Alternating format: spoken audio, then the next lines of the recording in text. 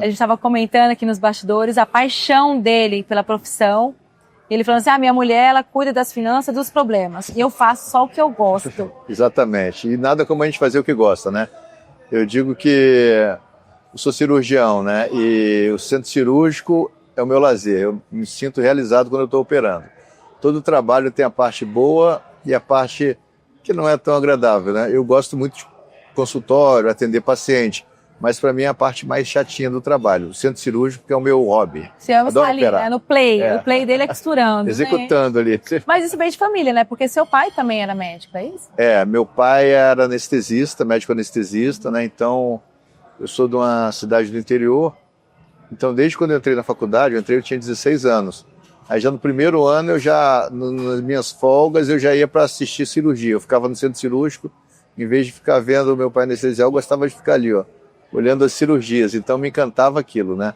Poder abrir e resolver um problema que o paciente tinha. Na época eu não via cirurgia plástica, eu via todas as cirurgias possíveis, né?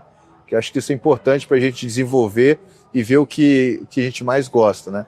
Então no início eu assisti a cirurgia e cresci assistindo isso e falando, é isso que eu quero operar. Eu acho que se eu não pudesse operar, talvez eu não fosse médico. Eu acho que você fez a especialização antes da faculdade, é isso mesmo? Quase isso.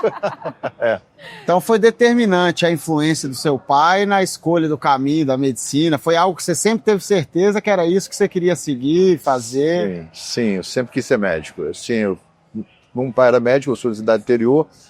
Assim, a gente não tinha tanto campo, né? Mas meu pai também tinha fazenda, eu gostava muito de fazenda, mas o que eu queria mesmo era operar. Eu queria ser cirurgião, sempre quis ser cirurgião.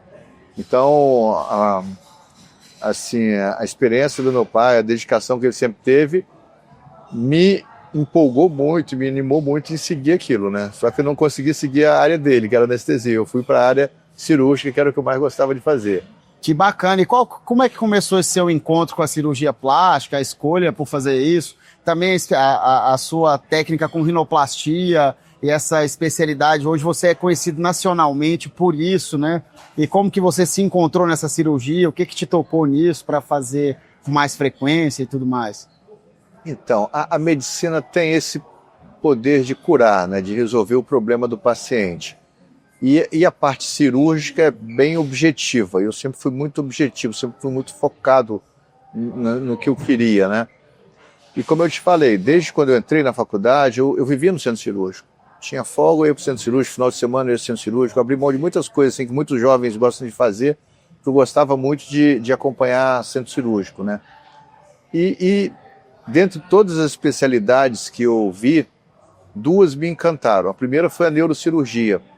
Eu comecei a gostar, eu fui ver uma cirurgia de crânio, achei aquela coisa linda, maravilhosa, abrir, salvar, tirar quadro, que para muita gente é assustador, eu achava o máximo.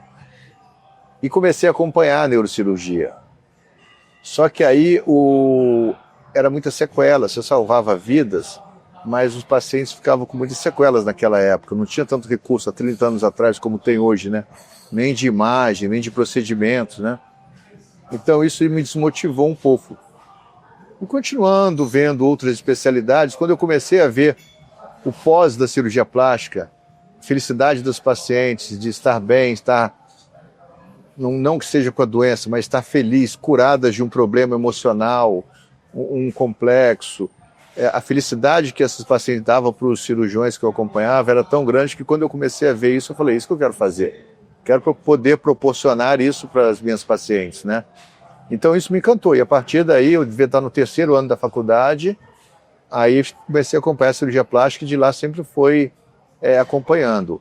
Em relação à rinoplastia, que você me perguntou, das cirurgias plásticas, a rinoplastia é considerada mais complexa, porque a gente mexe com milímetros, né? Então, o residente, depois que a gente termina de fazer medicina, a gente faz residência de cirurgia geral e depois de plástica.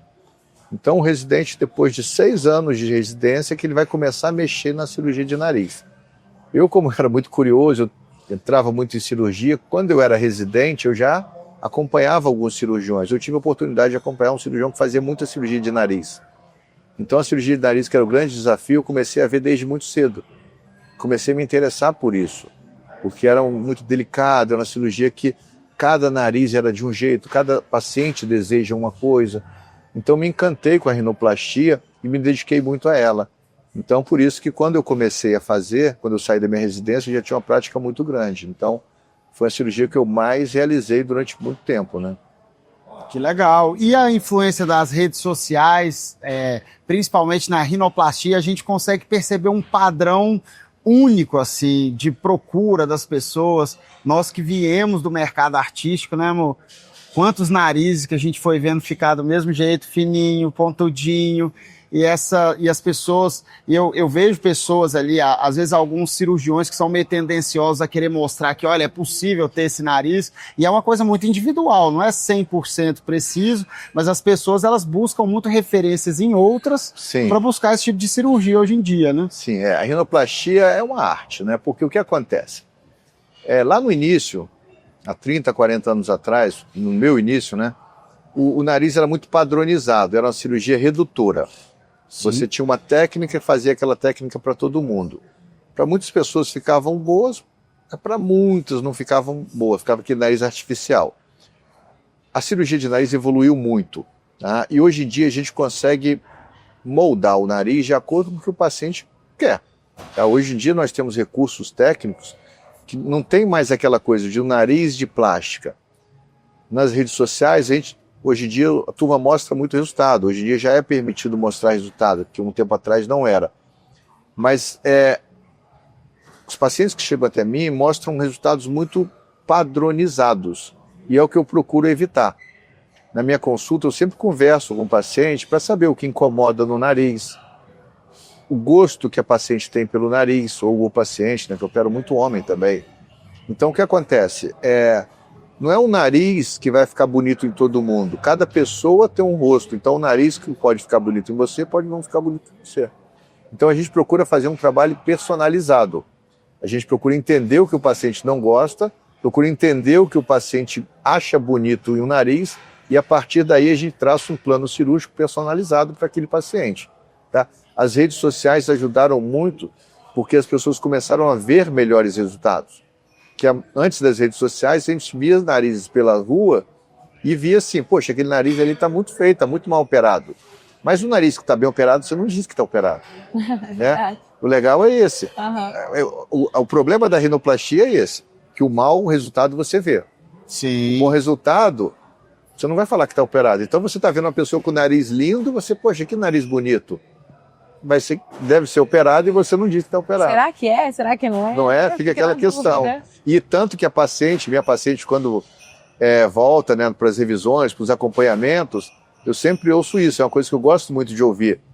Ah, doutor Rodrigo, estou recebendo muito elogio, mas não fala que eu operei o nariz?